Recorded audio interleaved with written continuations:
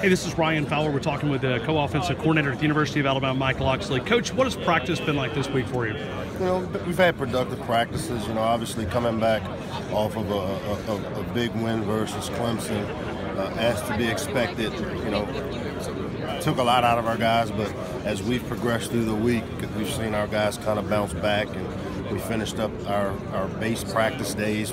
I thought doing pretty well, hitting on all cylinders.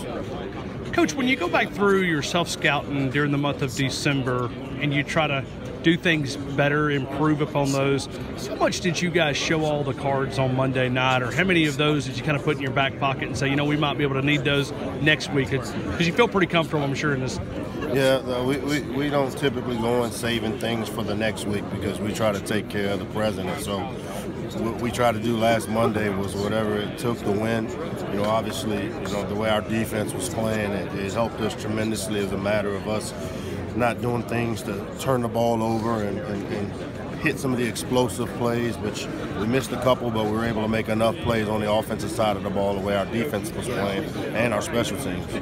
Coach, what would you, and obviously Coach Daboll and Nick Saban, what would you guys like to be as far as identity on the offensive side of the football? What would you like to be known for on that side of the football? Well, I think anytime you start developing an offensive identity, it starts with making sure that your best players touch the football, and we've got a lot of guys that are weapons, and so whether it's running the ball to win or throwing the ball to win, we want to create balance. And if they force us to throw the ball, we want to be efficient enough to be able to throw the ball. If they give us the opportunity to run the ball, we obviously want to be able to run the ball efficiently. And those are the things you do typically when you start putting together offenses. Coach, talk about some of your youngsters as far as the wide receivers that you coach individually, some of these guys that are maybe you don't know so much about, but obviously they've been able to show out in practice and to be able to, you know, develop their game. No, we got a talented room. I mean, you know, when you look at the veteran leadership that we've gotten from, you know, Robert Foster and Cam Sims, and then also a guy like Calvin Ridley, who's been productive since the start of his career.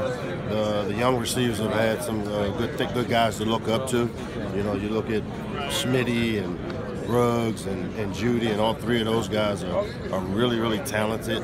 They all have come in and they've played from game one. We haven't hesitated whatsoever to put those guys in the game. They've learned well, and they've been able to go in and, you know, they may not have the production, but if you look at the things they're doing without the football, blocking and running their routes the right way, those guys are going to have bright futures here.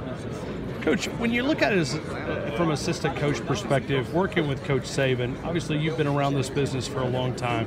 What is it to you that makes him as successful as he is? That maybe he does things different, or how does he manage it? Maybe that separates him from some of the other coaches that you work for? I mean, I just think the consistency of how he goes about putting together his teams. I mean, he has a process that's well talked about, the process in which he goes about developing a team and how each team is different. You know, once this game is over, it starts the new 2018 Alabama Crimson Tide team, and he'll begin to utilize the same philosophies and processes that we've used in the past here. But, you know, with him, I think it's the ability to continue to develop, whether it's bringing in new coaches or new guys in with different ideas to add to what he already has in place. And, you know, his ability to adapt but also remain consistent probably sets him apart from all the other guys I've worked for. Coach, let me go back one time. This offensive line on Monday night, obviously that gives you a lot of flexibility when you see the offensive line the way they perform. Can you talk about that unit for just a minute? Yeah, I mean, you know, those guys have been kind of underappreciated per se, but when you look at the fact that, you know, the good Alabama teams, in the history of the good Alabama teams, the ability to run the football, it starts with that. And if you look at what we've done this year, running the football can be attributed to those guys up front, Coach Key and all those guys that have, you know, they do a really good job playing with leverage. They play with their hands inside. We ask them to do a lot of different things, and they're all talented.